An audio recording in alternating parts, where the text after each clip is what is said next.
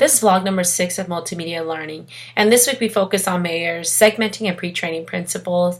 And essentially multimedia can support the learning of complex materials when the designer or the teacher, it could be the students too, who create presentations that you break big ideas down into smaller segments in order for the learners to be able to process it in smaller chunks. And also, the segmenting principle states that you also have to give the learner the control.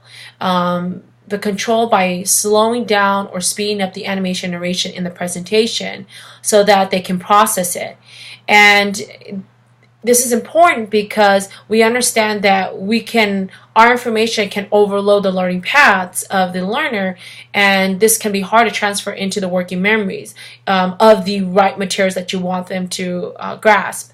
And the pre-training principle talks about how before you can introduce a cause and effect relationship of how things work, you really need to front load the learners with the information of what those key terms are, a visual representation of what they look like, what the parts are in the working situation, but also their functions and their roles, so that the learner can already have a visual image of what the key terms are and their functions. And then they can focus on the causal model in the presentation.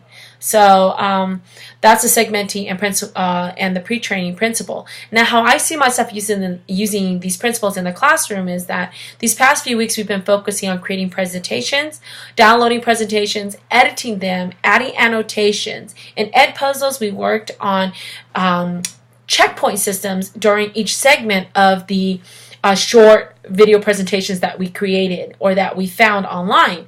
And all this stuff is crucial to the students to understand that, you need to understand the information in the first segment before you move on to the second segment, because logically the progression of the presented information would be that each segment is built on top of each other.